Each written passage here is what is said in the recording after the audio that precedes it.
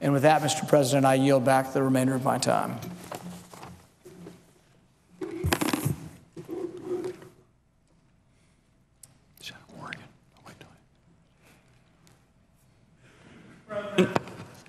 The senator from Oregon. Mr. President, before he leaves the floor, I just want to make sure, having worked with Senator Paul for many, many months now, that I especially appreciate his efforts in the last few days in this week to try to accommodate this body with respect to amendments. My colleague has said repeatedly that he was very interested in a short list of amendments, that he hoped to have some modest time that would be available for these amendments. He and I have worked together on a number of them, and I think it's a reflection as people think about this debate and on a topic that is of such enormous importance that my colleague from Kentucky, especially with respect to this amendment issue, has tried continually to be reasonable and to be accommodating to this body. Mr. President, until just a few hours ago, I was at home in Oregon having town hall meetings, flew all night to be here for this extremely important session. And of course, the topic that we discussed this evening was front and center in terms of my constituents. And the message from Oregonians at these town hall meetings, Mr. President, was very clear. The people that I have the honor to represent in the United States Senate want policies that advance their security and protect their liberty. The program that we have been talking about here tonight in the United States Senate really doesn't deliver either. It doesn't make us safer, and it chips away at our liberties. And Mr. President, I'm going to spend a little bit of time this evening making the case for those kinds of arguments and laying out the challenge for the days ahead. Now, with respect to this safety issue, and all of us understand, particularly, Mr. President, if you've been on the Intelligence Committee, as I have, for over 14 years, it is a dangerous world. Anyone who serves on the Intelligence Committee knows that beyond any kind of debate. So we want policies that really deliver both security and liberty. And here's what the President's own experts had to say with respect to this program that involves collecting millions and millions of phone records on law-abiding Americans.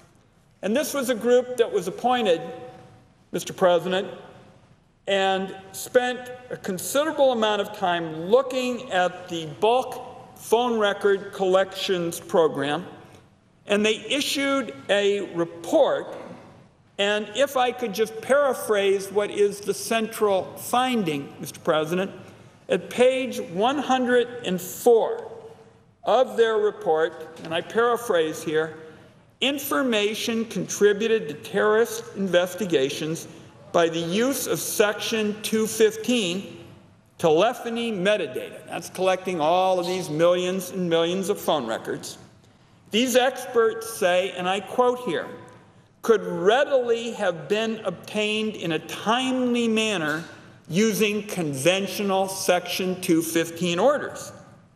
Now, the reason that that's important, Mr. President, is it spells out and recognize that those who sign this report are individuals with some of the most pristine anti-terror credentials in our country. Mike Morrell, for example, the former acting director of the CIA, Richard Clark, who held an extremely important position in 2 administrations, served with both Republicans and Democrats. Both of them are signatories to this important report.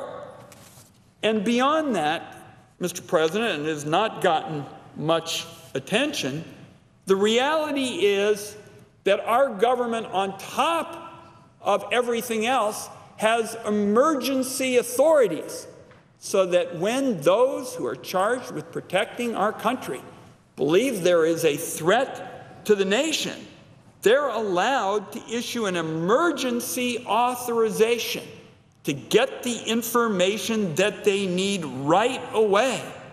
And then they can go back and get the warrant approved after the fact. Mr. President, nobody's talking about eliminating that emergency authority. So what we have is a program that the most authoritative anti-terror experts in the country believe does not make our nation any safer, and I read the most significant finding in their report.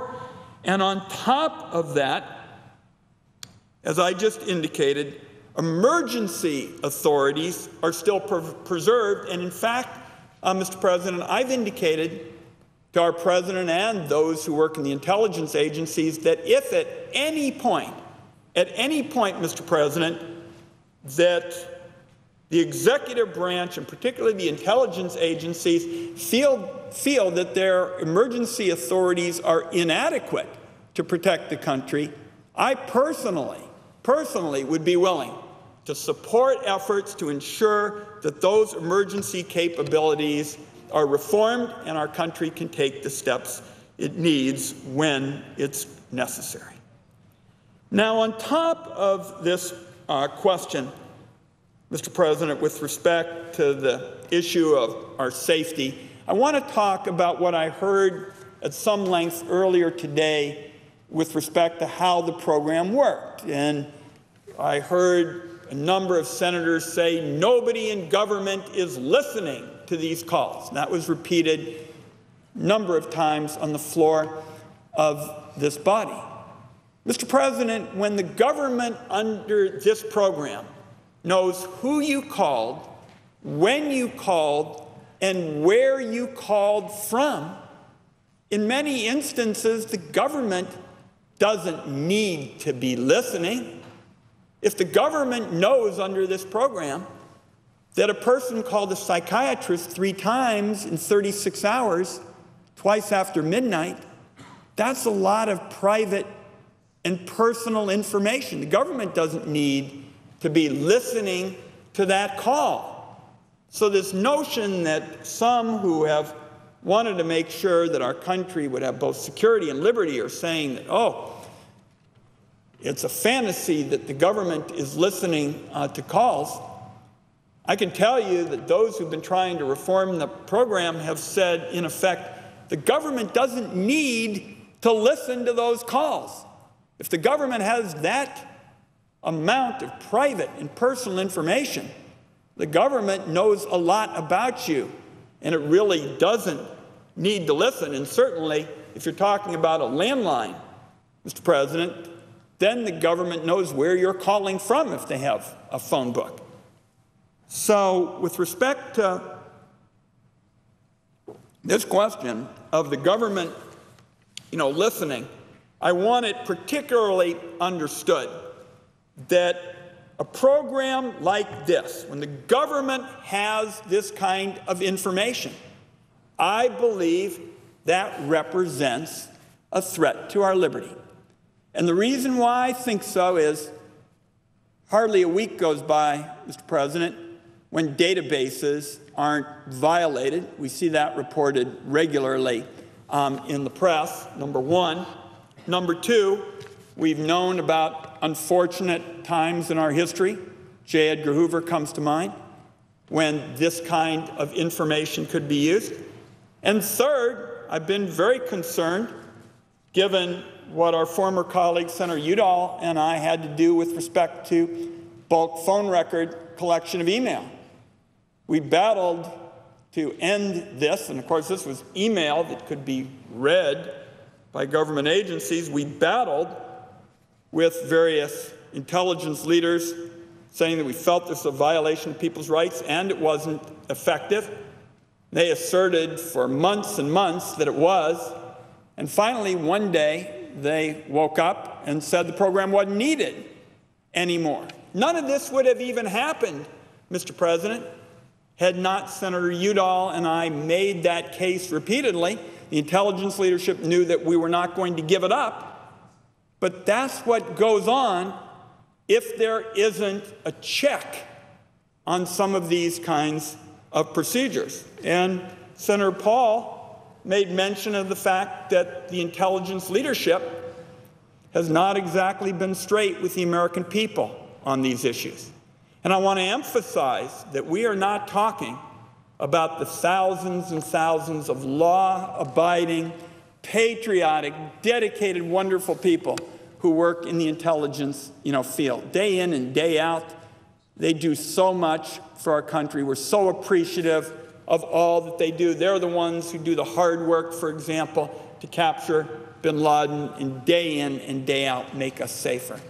But the intelligence leadership, on the other hand, as noted by our colleague from Kentucky, hasn't always been straight with the American people.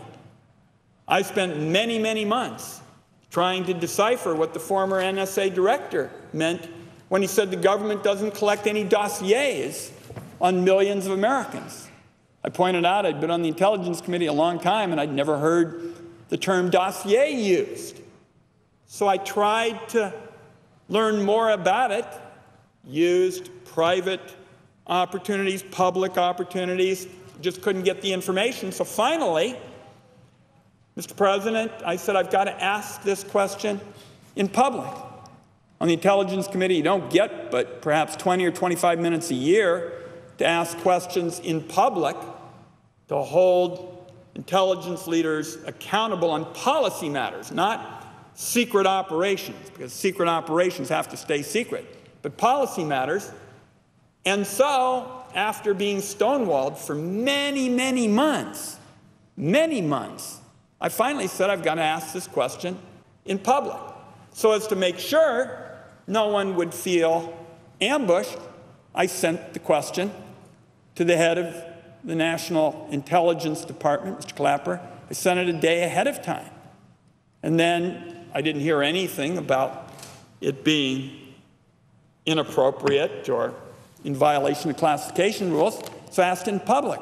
I said, does the government collect any type of data at all on millions or hundreds of millions of Americans? And I was told no. And that answer was obviously false. And I tried to get it corrected. And we still couldn't get it corrected. And, of course, then Mr. Snowden spoke out publicly, pointed that out. And since that time, Mr. President, the head of national intelligence and his representatives have given at least 5 different explanations for why that answer was given. So that's why you've got to ask the hard questions. You've got to ask the hard questions about these issues. And I see my friend and colleague, Senator Heinrich, has joined us here tonight. And I am so pleased that he has joined the Intelligence Committee, because Senator Heinrich is one of those senators who subscribes to that view that I just mentioned, that it's our job to ask the hard questions. It may be uncomfortable.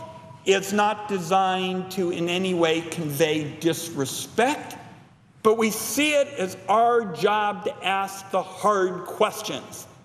And I'd be interested in my colleagues' thoughts with respect to this issue and having him being given a chance to participate in this colloquy. Without objection. First off, I want to thank my friend from Oregon and to recognize the substantial leadership he has shown on this issue over the years. Long before I came to the Intelligence Committee and long before Edward Snowden began to steal documents, Senator Wyden, along with Senator Mark Udall and others, were doing everything they could without disclosing classified information to shine a light on the fact that the U.S. government was collecting massive volumes of data on millions of law-abiding American citizens. My friend from Oregon deserves our thanks for that leadership. Now, after the bulk call data collection program was revealed to the public, The government, frankly, defended it, and defended it vigorously. It took a number of months for the intelligence community and the rest of the administration to take a deep breath and really assess whether bulk metadata collection was necessary, whether it was effective, and to consider whether there were other, less intrusive, more constitutionally grounded ways to accomplish these same goals. Starting with the President's Review Group on Intelligence and Communications Technologies, the administration began to agree that, quote, some of the authorities that were expanded or created in the aftermath of September 11 unduly sacrificed fundamental interests in individual liberty, personal privacy, and democratic governance, unquote. And they recommended changing those authorities in order to, quote, strike a better balance between the competing interests in providing for the common defense and securing the blessings of liberty to ourselves and our posterity, end quote. Following that, multiple efforts have been made to update and reform FISA and to update and reform the USA Patriot Act. None of those have been successful. But now we are forced to come to a resolution through a combination of, frankly, procrastination and I think misguided hope that the American people would look the other way while the government continued to vacuum up and store their personal information and data as part of a program that even the intelligence community acknowledges can be accomplished through less intrusive means. I'll be honest, Mr. President, the current USA Freedom Act isn't what I consider perfect. For example, I'd prefer it includes strong reform of Section 702 collection.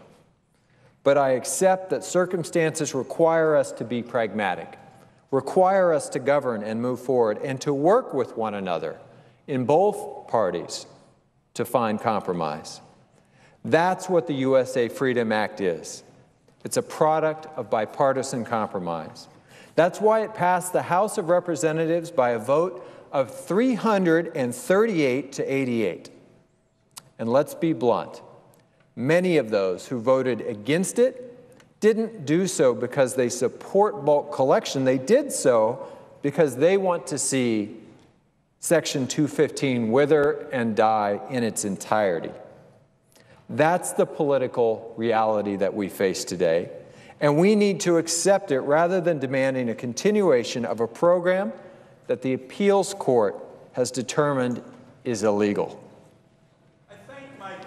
For his statement and would just want to explore this a little bit further. I hope that those who are following this debate understand that my colleague from New Mexico, a real rising star here in the Senate, he and I would like the USA Freedom Act to go further. And we both worked together on legislation that would make additional reforms. And certainly our colleagues on the Intelligence Committee and here in the Senate can expect to see us continuing to work together to advance these additional reforms over the coming months and years. And for now, the two of us are saying we ought to support the USA Freedom Act and then move on to other critical areas. I particularly want to see closed what's called the backdoor search loophole, which my colleague from New Mexico talked about. What this means, colleagues, is that when you are engaged in a lawful search of someone who is a threat overseas pursuant to Section 702 of the Foreign Intelligence Surveillance Act, very often Americans, law-abiding Americans, can get swept up in this search and have their emails looked at. This is a problem today, and my view is it is likely to be a growing concern in the future because increasingly communication systems around the world are becoming globally integrated, so the amount of email that is reviewed of Americans is likely to grow. But we can't get that change here tonight. And so, as my colleague from New Mexico has mentioned, the USA Freedom Act would make several worthwhile reforms, such as increasing transparency, reducing the government's reliance on secret law. But from my perspective, the centerpiece of it is ending the bulk collection of Americans' information under the Patriot Act. I have been trying to close this particular loophole for close to a decade now. Now, some of our colleagues have said that the bulk collection has never been abused. No one's rights have been violated. My own view is, and I'm going to ask what my colleague thinks, is vacuuming up all of this information, particularly when databases get violated all the time. We've seen historically instances where there's been improper conduct by the government. I believe that dragnet surveillance violates the rights of millions of our people every day. Vacuuming up the private phone records of millions of Americans with no connection to wrongdoing is simply a violation of their rights.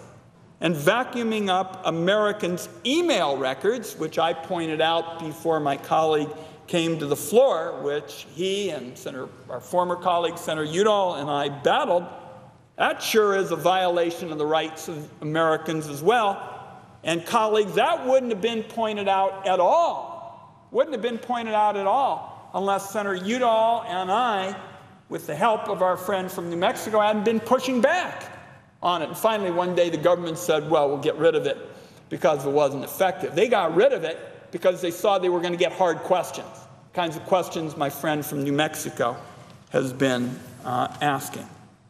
Now, with respect to the legality of this program, I know my colleague and I actually filed a legal brief, along with our former colleague, Mark Udall, when the Court of Appeals for the Second Circuit was examining in that program. And in our brief, it was our view that we were able to debunk many of the claims that have been made about the effectiveness of the program. And I think it would be helpful if my colleague from New Mexico laid out some of that analysis here tonight. I would ask the senator from New Mexico to begin, and I would encourage him to start by addressing the claim that the bulk collection of Americans' phone records is essential for stopping terrorist attacks. My question to my colleague is there any evidence, any real concrete evidence that supports that claim? I want to thank my friend from Oregon and begin by saying that despite what you may have heard by talking heads on the Sunday shows and on the cable news networks, that the answer is no, there is simply not evidence to support those claims. And when this mass surveillance was first revealed to the public 2 years ago, the executive branch initially responded to questions like this by claiming that various post-9/11 authorities had resulted in the thwarting of approximately, quote, 54 terrorist events in the U.S. homeland and abroad, unquote. Now, a number of us, including my friend from Oregon, my former colleague from Colorado, Senator Udall, began to pull on that thread to really parse down and see just what the executive was talking about. And first, of those 54 terrorist events, it turned out that only 13 were actually focused in the United States. But more importantly, those numbers conflated multiple different programs, including authorities under Section 215 and different authorities under Section 702. In June, actually on June 19th of 2013, my colleague from Oregon and Senator Udall pointed out that, quote, it appears that the bulk phone records collection program under Section 215 of the USA Patriot Act played little or no role in most of these disruptions, saying that these programs have disrupted, quote, dozens of potential terrorist plots, unquote, is misleading if the bulk phone records collection program is actually providing little or no unique value. Of the original 54 instances that the executive branch pointed to, every one of them crumbled under scrutiny. None of them actually justified the continued existence of the bulk collection program. I'm going to take a moment with the indulgence of our colleagues and read what was written by Judge Leon of the District Court for the District of Columbia when he ruled in the Clayman versus Obama case. This is a little bit long, but I think it's important that this be part of the official record of this debate.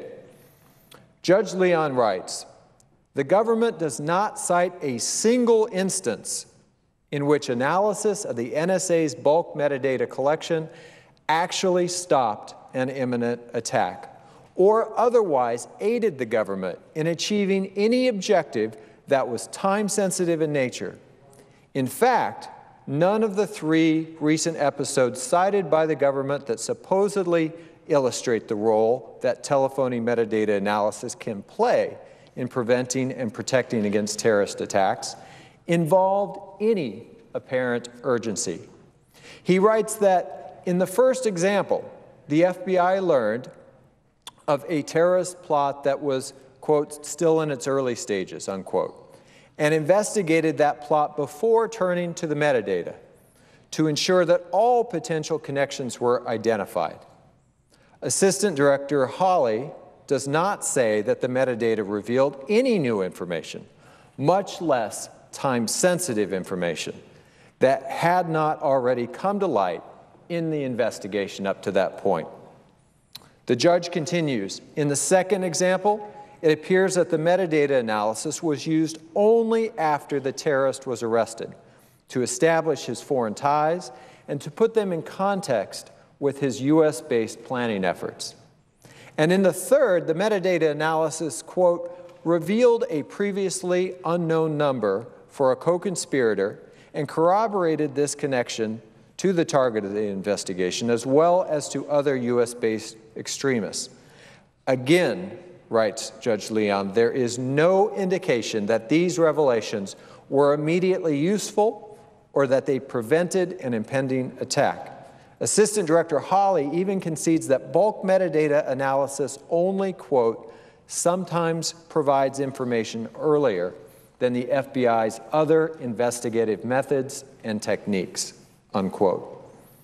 Finally, Judge Leon writes that given the limited record before me, at this point in the litigation, most notably the utter lack of evidence that a terrorist attack has ever been prevented because of searching the NSA database and that it was faster than other investigative tactics, I have serious doubts about the efficacy of the metadata collection program as a means of conducting time-sensitive investigations in cases involving imminent threats of terrorism. That is where the judge leaves off. And I would turn back to the senator from Oregon to address the 3 cases that we discussed in more detail in our amicus brief to the Second Circuit. I thank my colleague. The first of these examples, and they really are the kind of overblown examples about the effectiveness of bulk collection, is the case of an individual named Najibullah Zazi. And Mr. Zazi was a known terrorism suspect, and a number of people have suggested that bulk phone records collection was somehow essential to stopping him, because a query of the bulk phone records database for numbers linked to Mr. Zazi returned a previously unknown number belonging to another terrorism suspect. However, since the government had already identified Zazi as a terrorism suspect prior to querying the bulk phone records database, it had all the evidence it needed to obtain the phone records of Zazi and his associates using an individualized Section 215 order or other legal authorities. In the second case, some have pointed to Mr. Moalen, a San Diego man convicted of sending $8,500 to support al-Shabaab in Somalia. The intelligence community has indicated that information from the bulk phone records database, quote, established a connection between a phone number known to be used by an extremist overseas and an unknown San Diego-based number that belonged to Mr. Moalen. Yet there are ample existing authorities under which the United States can conduct surveillance on a phone number known to be used by an extremist overseas and other phone numbers in contact with that phone number. The argument that Mr. Moalen's case is an example of the unique value of bulk phone records collection is just not accurate. And my view is this is yet another case that offers a misleading exaggeration with respect to the effectiveness of bulk phone record collection. Finally, several supporters of the bulk metadata program have claimed that, and I quote, if we had the bulk phone records program in place at the time of the September 11, 2001 attacks, we would have been able to identify the phone number of one of the hijackers, Khalid al-Mihdhar. Just as in these other cases, however, the record indicates that Mr. Mihdhar's phone number could also have been obtained by the government using a variety of alternate means. Before September 11th, the government was surveilling a safe house in Yemen, but failed to realize that Mr. Mihdhar, who was in contact with the safe house, was actually inside the United States. The government could have used any number of authorities to determine whether anyone in our country was in contact with the safe house that it was already targeting. It didn't need a record of every American's phone calls to establish that simple connection.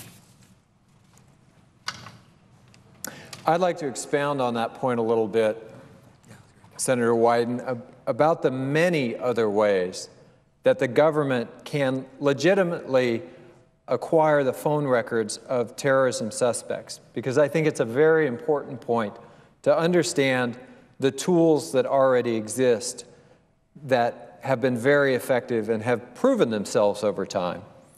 There are actually a number of legal authorities that can get the same information without the government collecting billions of call records that in large part belong to innocent Americans.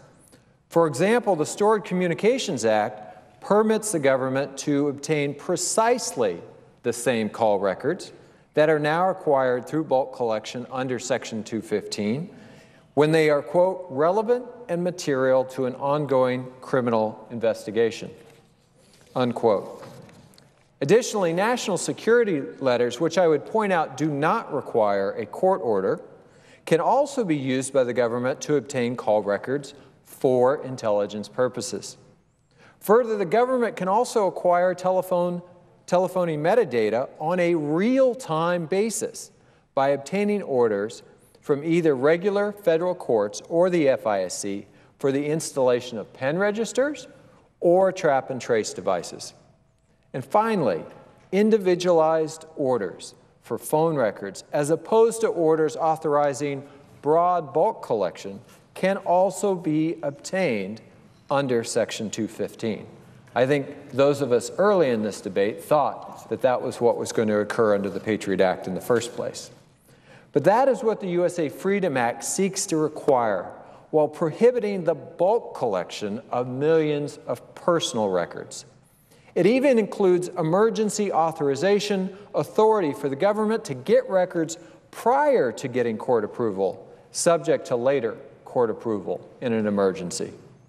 The government can use many of these authorities without any more evidence than what it currently requires to use the bulk phone records database, with less impact, I would point out, on the privacy interests of millions of innocent Americans. So I think at this point, the senator from Oregon and I have laid out our case as to why this dragnet bulk surveillance program fails to make our country measurably safer and why it should end. And I'm pleased to say that a number of people have finally come around to our way of thinking on this. I thank my colleague, and I think that I'd like to wrap up with just a couple of points and then give the last word to my friend from New Mexico on this subject. He's absolutely right that some of the most authoritative leaders in our country, experts on terror, have reached the same judgment that we have. I made mention of the President's Review Group on Intelligence and Communications Technologies, and I really would encourage colleagues who are following this debate and citizens across the country at reports available online, available in our office. Page 104 of that report is very, very explicit. It says that the information that would otherwise be obtained through collecting all of these phone records, millions and millions of phone records on law-abiding Americans, people like Mike Morrell, former acting director of the CIA, and Richard Clark, who served in 2 administrations, they said it could have been obtained through conventional processes. This is a program that is not making us safer, and it is not my judgment that ought to be the last word. It should be that of people like I have just quoted. And I'll go on to say the Privacy and Civil Liberties Oversight Board report on the phone records program said pretty much the same thing. I quote here, Section 215 has shown minimal value in safeguarding the nation from terrorism based on the information provided to the board, including classified briefings and documentation. We have not identified a single instance involving a threat to our country in which the program made a concrete difference in the outcome of a counter-terror inquiry. And I think I'll close by way of saying, and I touched on this before my friend from New Mexico arrived, I would like to do a lot more than I believe is likely to happen here quickly in the United States Senate.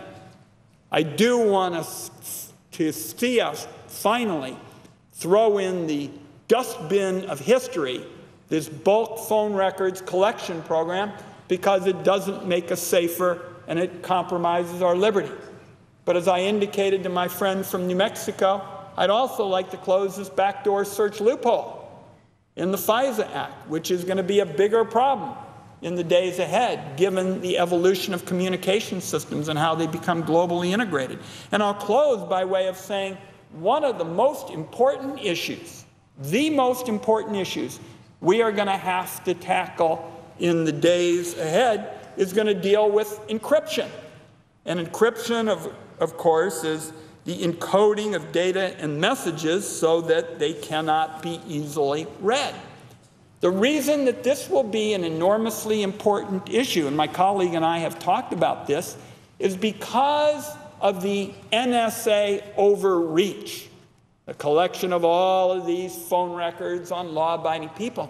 A lot of our most innovative, cutting-edge companies have found their customers raising real questions about whether their products can be used safely. And a lot of the contracts and purchasers who buy their products around the world are saying, you know, maybe we shouldn't trust them. Maybe we should try to start taking control over their servers and have local storage requirements and that sort of thing. So what our companies did, because they saw the effect of the overreach by the NSA, they started to use encryption to protect the data and messages of the consumers who buy their products. Now, most recently, the head of the FBI, Mr. Comey, has said, rather than to try to come back with a solution that protected both our privacy and our security, he said that he was interested in requiring companies to build weaknesses into their products. Just think about that one.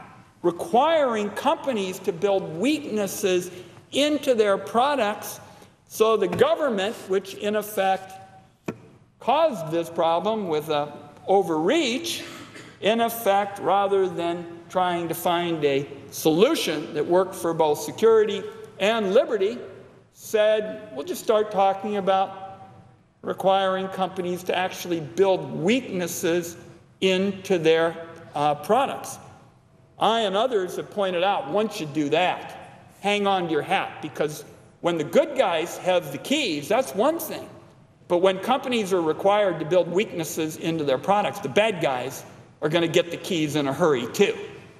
And with all the cyber hacking and the risks we already have, we ought to be really, really careful going where Mr. Comey, our FBI director, has proposed going. But that's not for tonight.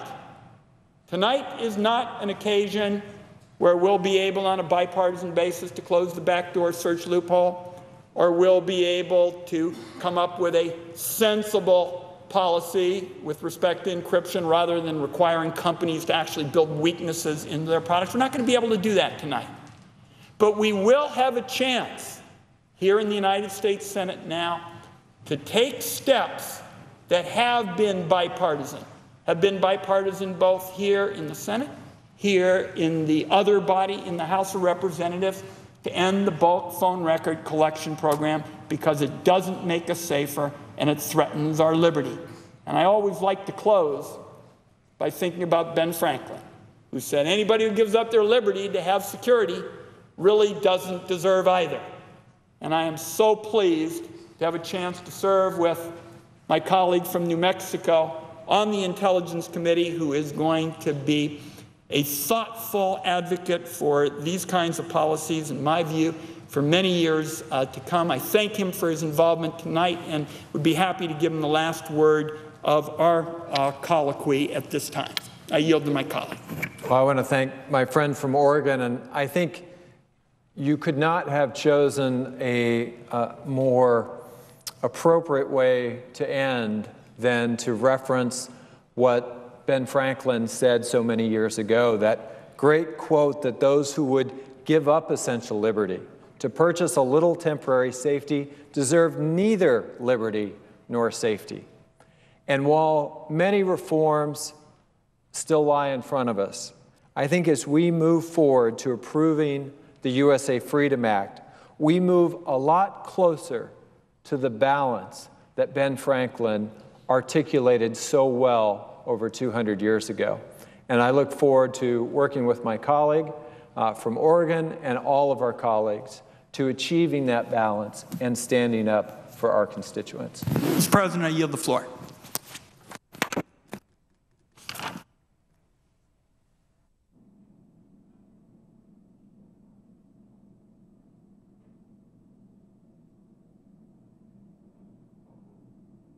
Mr. President, suggest the absence of a quorum.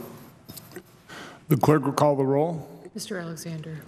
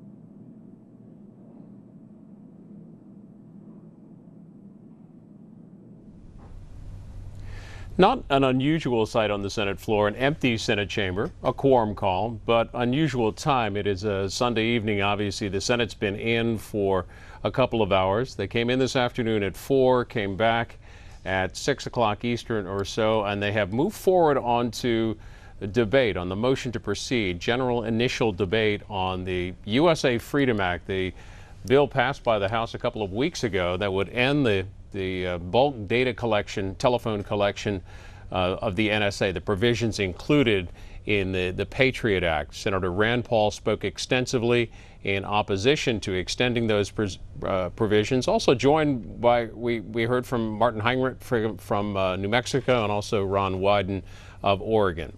We're going to, at this moment, take some time to hear from you and your thoughts on the debate on the Senate floor, those expiring provisions in the Patriot Act, the general topic of NSA bulk data collection. Here's how to be part of the conversation this evening. The numbers for Democrats: 202-748-8920, Republicans 202-748-8921, and for independents and all others 202-748-8922. We're not expecting any more amendment votes this evening, any more votes or at least roll call votes, according to the reports we've heard and our producer on Capitol Hill, but it's likely we'll hear more debate. It is clear that Senator McConnell, the majority leader, would like to introduce amendments. Not sure if that will happen this evening. If all goes according to plan, the measure that passes out of the Senate may not happen until Tuesday or Wednesday. But one thing's for certain, the bulk data collection program, part of the Patriot Act, will expire. Those provisions will expire at midnight tonight. The U.S. House not even coming in until tomorrow at noon Eastern. Let's hear what you have to say. And by the way, you can also send us a tweet at C-SPAN. We'll try to read some of those and some of the reporting on Capitol Hill